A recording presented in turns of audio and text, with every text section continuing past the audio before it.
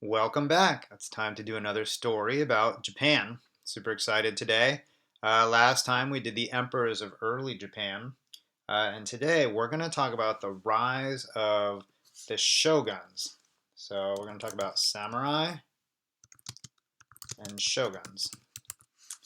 So if you can go back to your line paper and skip a line, go ahead and put samurai and shoguns. I'm going to highlight that because you should put a box around it.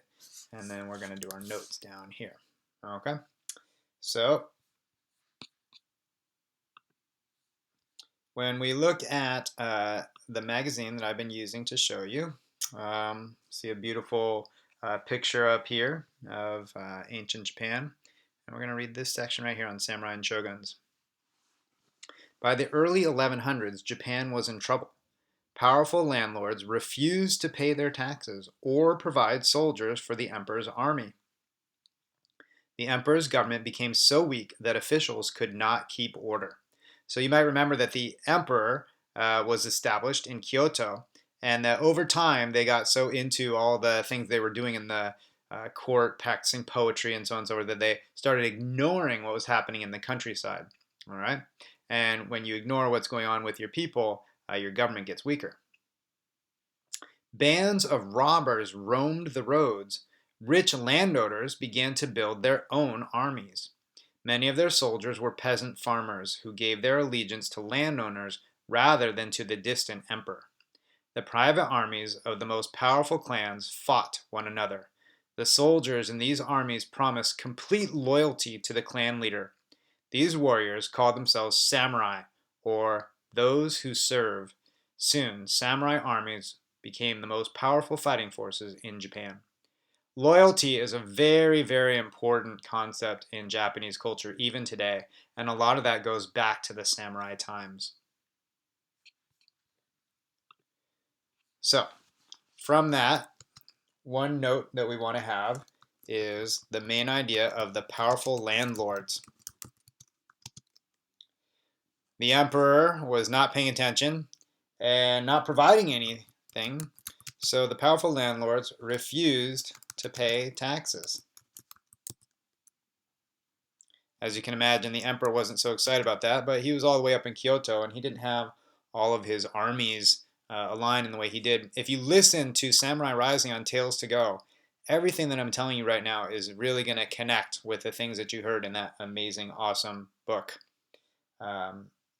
So they decided, those powerful landlords, that they were going to build their own armies.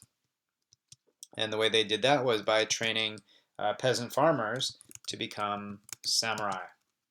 And samurai means those who serve. And again, the most important quality in a samurai was loyalty. Close after that was being really good at killing other people. But loyalty was number one. All right. In 1180, the head of the Minamoto clan founded a court governing the financial affairs of the samurai.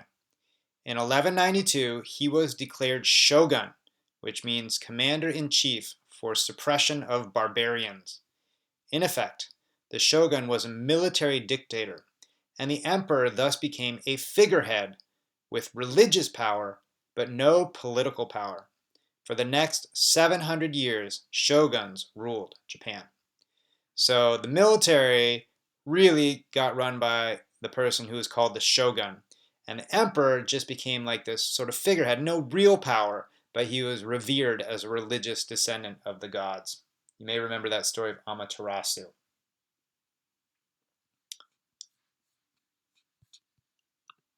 So we go back to our notes here. Let's go ahead and put this on the same page. So one of the things we want to learn from that was the Minamoto clan.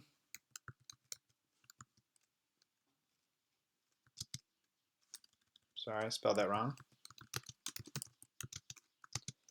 And they rose to power and declared a shogun, which was the military leader and political leader. And the emperor really just became a religious leader at this point.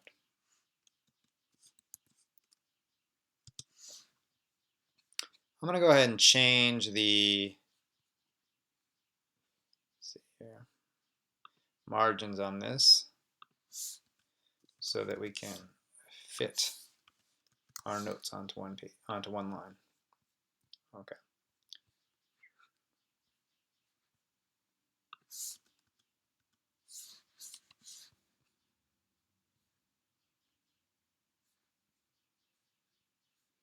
All right, let's go back to that magazine and see what comes up next.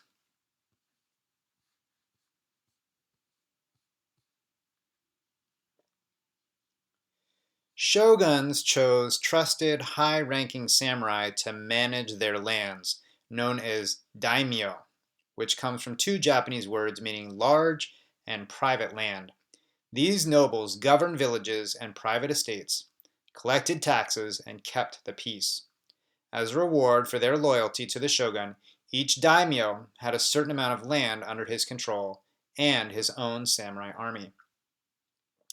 This might sound familiar. This is a lot like feudalism in Europe, where kings gave land to lords, and the lords then had to collect taxes and run those lands and provide military service for the king. So in this case, the shogun is like the king, and the daimyo are like the lords. And then those daimyo would have samurai underneath them that would be their army, which would be like knights. So we're going to come back here. Anybody have a guess as to what the main idea of this note is going to be? Think about that. It's one word. If you thought it was daimyo, you are correct. So the daimyo were important samurai,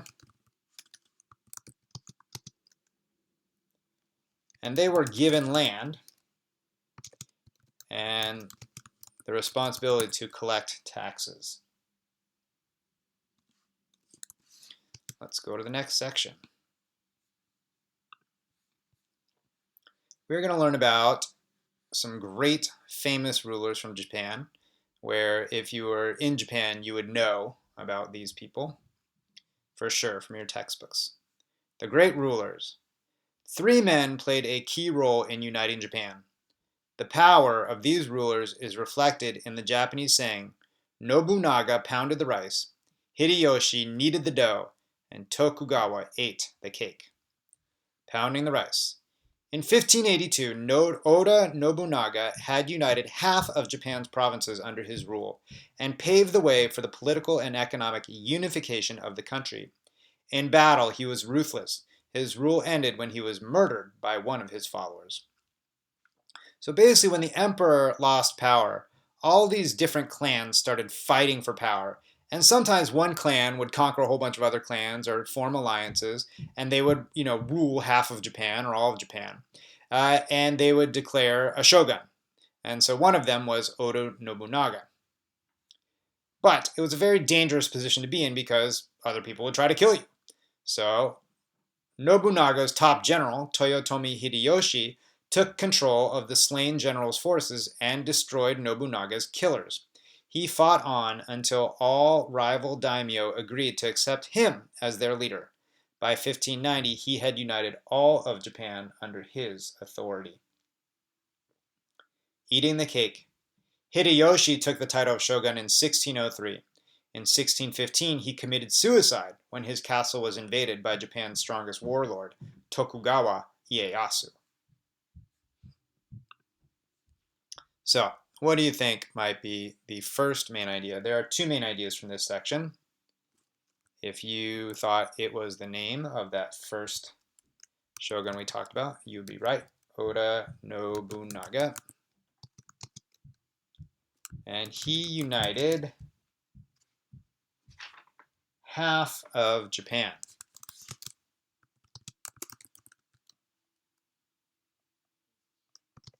He was ruthless, and he was later murdered. After him came Hideyoshi, who punished the murderers of Nobunaga, but then took power himself. And he ended up uniting all of Japan, but he later committed suicide. which brings us to the next, what we call shogunate.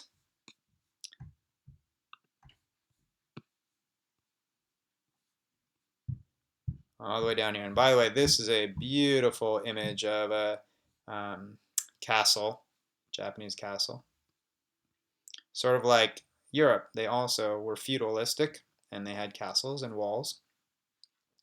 After 1603, for the next 250 years, all shoguns came from the Tokugawa family. Although the emperor stayed in Kyoto, Tokugawa leaders moved the shogun's capital to the fishing village of Edo. Later, this town became the city of Tokyo. Tokyo is now the capital of Japan and the largest city there. Strict control of the daimyo helped the Tokugawa shogun stay in power. All daimyo had to spend part of every other year at the shogun's court.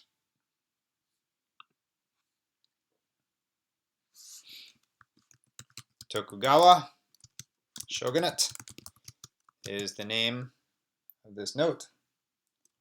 They moved the capital to Edo, which is Tokyo today, and they left the emperor in Kyoto. And they mostly didn't pay too much attention to him. He was more of a figurehead. All right, let's go to the end of our story for today.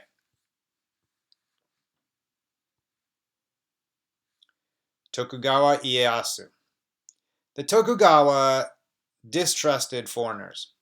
In the early 1600s, they ended most foreign trade. New laws stopped Japanese from having any contact with the outside world.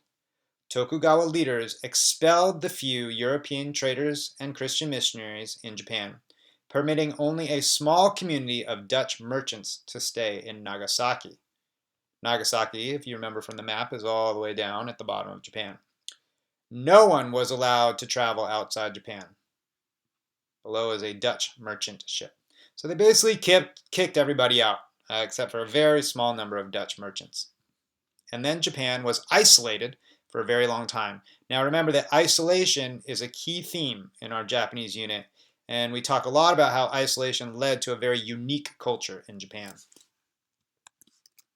So in the 1600s, the Tokugawa shogunate ended trade. They said, everybody, get out of here, we don't need you. And they had no contact with the outside world. I hope you enjoyed the story today. Tomorrow we'll be talking a little bit more about the structure of the hierarchy in Japan. Who is at the top and who is at the bottom.